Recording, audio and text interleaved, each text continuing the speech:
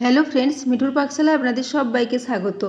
আজ এখানে 1 কাপ সুজি ও হাফ কাপ পরিমাণে বাদাম দিয়ে ভীষণই হেলদি ও টেস্টি একটা রেসিপি আপনাদের সাথে শেয়ার করছি। এই জন্য প্রথমে একটা ফ্রাই প্যান বসিয়ে দিয়েছি, তারপরে এখানে হাফ কাপ পরিমাণে বাদাম নিয়েছি। বাদামটাকে একটু ভেজে নেব। তো বাদামটাকে লো ফ্লেমে একটু নাড়াচাড়া করে ভেজে নিয়েছি। বাদামটার খোসাটা যতক্ষণ না ছেড়ে আসছে ততক্ষণ পর্যন্ত এটাকে একটু ভেজে নিতে হবে। তো দেখুন বাদামটা এখন খুব ভালো মতো ভাজা হয়ে গেছে, খোসাটা ছেড়ে যাচ্ছে। এরপর এটাকে একটা পাত্রে নিয়ে ঠান্ডা করে এর খোসাটা ছাড়িয়ে পরিষ্কার করে নেব। তো এটা এখন সাইডে রেখে দিলাম। এদিকে আমি একটা পাত্র নিয়ে নিয়েছি, তাতে মেজারিং কাপ মেপে 1 কাপ পরিমাণে এখানে সুজি নিয়েছি। এরপর এখানে সুজির সাথে জল নিয়ে নেব। তো মেজারিং কাপ মেপে প্রথমে 1 কাপ জল নিয়েছি। তো জলটার অর্ধেকটা জল দিয়েছি। এরপর একবার মিশিয়ে নেব চামচে করে। এখানে নর্মাল জল নিয়েছি, কোনো গরম জলের ব্যবহার করিনি। তো এখানে পুরো জলটাই দিয়ে দিচ্ছি। 1 কাপ সুজির জন্য এখানে 1 কাপ জল পুরোটাই দিয়ে দিয়েছি। তারপর এটার সাথে খুব ভালো করে মিশিয়ে নিচ্ছি। সুজিটা যেহেতু ভিজে থাকলে জলটা অনেকটাই টেনে নেবে, সেজন্য পুরো 1 কাপ পরিমাণে সুজির জন্য 1 কাপ পরিমাণে জলেই নিয়েছি।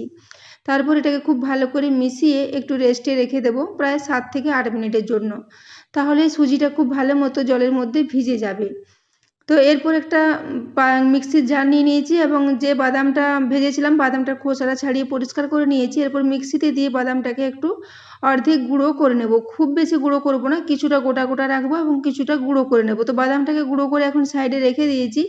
এদিকে যে সুজিটা ভিজিয়ে রেখেছিলাম, তো দেখুন আমি এখানে 8 মিনিট পর ঢাকাটা খুলে নিয়েছি। সুজিটা দেখুন পুরো জলটা টেনে সুজিটা ভীষণই নরম হয়ে গেছে। তো এরপর সুজিটাকে প্রথমে চামচে করে একটু মিশিয়ে নিচ্ছি। মেশানো হয়ে গেলে এখানে আবারও কিছুটা জল দিয়ে দেবো। তো এখানে আবারও 1 কাপ জল নিয়েছি, তার থেকে এখানে প্রায় 1/4 কাপ পরিমাণে জল দিলাম, বাকি জলটা আর লাগবে না। তো এরপর এই জলটা দিয়ে খুব ভালো করে আবারও মিশিয়ে নিচ্ছি। এখানে আমাদের একটা মিডিয়াম ঘনত্বের ব্যাটার রেডি করতে হবে, সেজন্য জলটা আবার একটু দিয়ে দিয়েছি এবং খুব ভালো করে এর সাথে মিশিয়ে নিচ্ছি। তো বন্ধুরা, আজকের রেসিপিটা ভীষণই হেলদি এবং ভীষণই টেস্টি একটা রেসিপিটা যদি ভালো লেগে থাকে তাহলে অবশ্যই বন্ধুদের সাথে একটু শেয়ার করে দেবেন। তো দেখুন এরপর আমি এখানে যে বাদামটা গুঁড়ো করেছিলাম অর্ধেকটা গুঁড়ো করেছি এবং অর্ধেকটা বাদাম গোটা গোটা রয়েছে। গোটা গোটা থাকলে এটা খাওয়ার সময় মুখে পড়লে এর টেস্টটা ভীষণই ভালো লাগবে। সেই জন্য কিছুটা বাদাম আমি অর্ধেক অর্ধেক করে গোটা রেখেছি এবং কিছুটা পুরো গুঁড়ো করেছি। তো এরপরে বাদামটা দিয়ে এর সাথে খুব ভালো করে মিশিয়ে নেব। তো ক্রমাগত নাড়াচাড়া করতে করতে বাদামটা খুব ভালো মতো এর সাথে মিশে যাবে। তো বন্ধুরা, আজকের রেসিপিটা ভীষণই টেস্টি মতো রেডি হয়েছিল। অবশ্যই এই রেসিপিটা বাড়িতে একবার ট্রাই করবেন। এটাকে বাচ্চাদের স্কুলের টিফিনের জন্য, এমনকি সকালে ব্রেকফাস্টে বা বিকেলের দিকেও এটাকে বানিয়ে নিতে পারেন। ভীষণই টেস্টি একটা রেসিপি।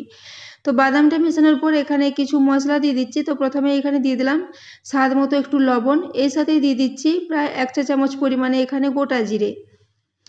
এরপর এখানে 2টো কাঁচা লঙ্কা ছোটো টুকরো করে কেটে রেখেছিলাম, সেই কাঁচা লঙ্কার টুকরোটা দিয়ে দিয়েছি। এরপর এখানে দিয়ে দিচ্ছি ফ্লেভারের জন্য কসুরি মেথি। কসুরি মেথির পরিবর্তে আপনারা কুচনো ধনেপাতার ব্যবহার করতে পারেন। তো কসুরি মেথিটা এখানে প্রায় 1.5 চা চামচ পরিমাণে নিয়েছি। তারপর এটার সাথে খুব ভালো করে মিশিয়ে নিচ্ছি। এই রেসিপিটার সাথে খুব বেশি মশলা ব্যবহার করার কোনো প্রয়োজন নেই। বাদাম দেওয়ার জন্য এর টেস্টটা এমনিতেই ভীষণই ভালো মতো হবে। তো সেজন্য খুব কম মশলা দিয়ে ভীষণ হেলদিভাবে আজকে রেসিপিটা তৈরি করেছি। তো বন্ধুরা, রেসিপিটা যদি ভালো লেগে থাকে তাহলে অবশ্যই চ্যানেলটি সাবস্ক্রাইব করে আমার পাশে থাকবেন এবং পাশে থাকা বেল আইকনটি অবশ্যই প্রেস করে রাখবেন। তাহলে আমি যে কোনো নোটিফিকেশানই ছাড়ি না কেন তো সবার আগে আপনার কাছে পৌঁছে যাবে।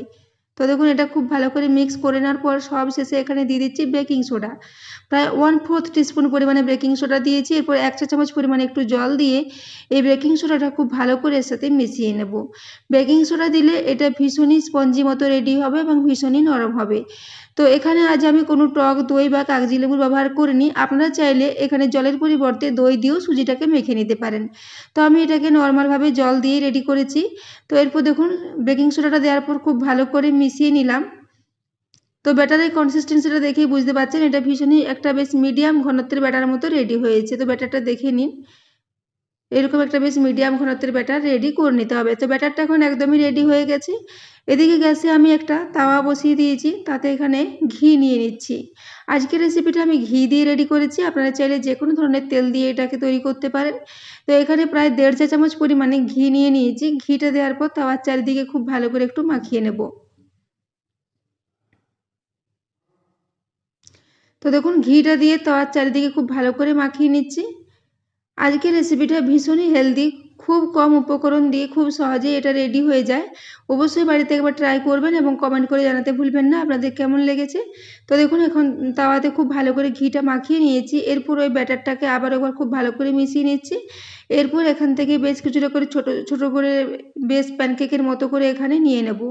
তো বন্ধুরা আজকে আমি একটা আপনাদের সাথে হেলদি প্যানকেকের রেসিপি শেয়ার করেছি। তো দেখুন এরপর এখানে চামচে করে প্রায় 3 চামচ পরিমাণে ব্যাটার দিয়ে দেব। তারপর এটাকে ছোট্ট ছোট প্যানকেকের মতো করে ছড়িয়ে নিচ্ছি। বাদামগুলো অর্ধেকটা পরিমাণে গোটা আছে, সেই জন্য এটা খাওয়ার সময় ভীষণই ভালো লাগবে। বাদামগুলো মুখে পড়লে টেস্টটা ভীষণই ভালো হয়। তো দেখুন এরপর আমি এখানে ছোট্ট ছোট প্যানকেকের মতো করে তিনটে করে দিয়ে 2 ব্যাচে করে এগুলোকে একটু ফ্রাই করে নেব। তো সেই জন্য দেখুন ছোট ছোট করে এগুলোকে দিয়ে দিচ্ছি। এই রেসিপিটা তৈরি করতেও খুব বেশি সময় লাগবে না, খুব অল্প সময়ের মধ্যে এটা রেডি হয়ে যায় এবং খুব কম তেল মশলা দিয়ে রেডি হয়ে যায়। এটাকে আপনারা বাচ্চাদের স্কুলের টিফিনের জন্য বানিয়ে দিতে পারেন, ভীষণই হেলদি হবে রেসিপিটা। তো দেখুন এভাবে আবারও একটা দিয়ে দিচ্ছি।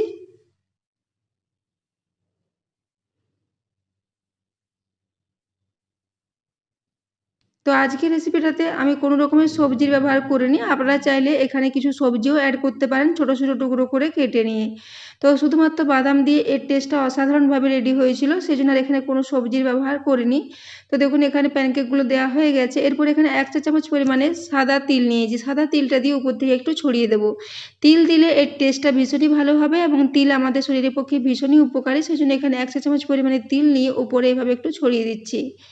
তিলটা খুব ভালো করে ছড়িয়ে নেওয়ার পর এটাকে ঢাকা দিয়ে প্রায় 2 থেকে 3 মিনিটের জন্য একদম লো ফ্লেমে রেখে দেবো। তাহলে এটা খুব আস্তে আস্তে একটু খুব ভালো মতো কুক হয়ে যাবে। তো দেখুন এরপর এটাকে ঢাকা দিয়ে দিলাম। তো 3 মিনিট পর আমি ঢাকাটা খুলে নিচ্ছি।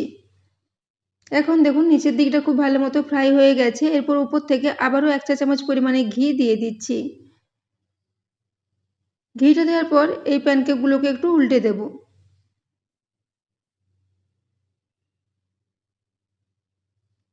তো দেখুন এরপর এগুলো উল্টে দিচ্ছি। নিচের দিকটা বেশ হালকা একটু কালার এসেছে, সেরকমভাবে ফ্রাই হয়েছে। গ্যাসের ফ্লেমটা যেহেতু লোতে ছিল, তো লো ফ্লেমে এইভাবে এগুলোকে একটু ফ্রাই করে নিতে হবে। তো উল্টে দেওয়ার পর অপর দিকটাও আবার 2 মিনিটের জন্য একটু ফ্রাই করে নেব লো ফ্লেমে।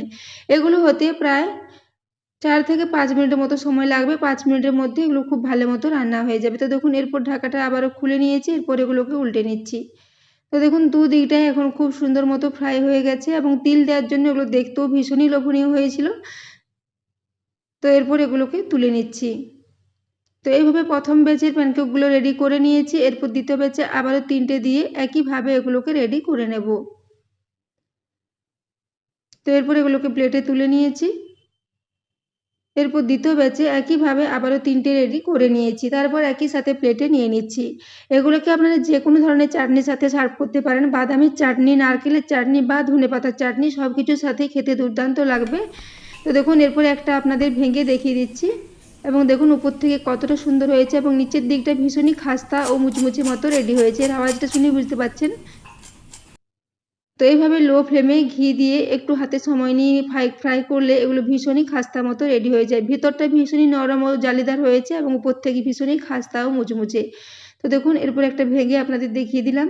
তো বন্ধুরা আজকের রেসিপিটা এতক্ষণ পর্যন্ত দেখার জন্য আপনাদের অশেষ ধন্যবাদ। আবারও চলে আসবো নিত্য নতুন কোনো রেসিপি নিয়ে।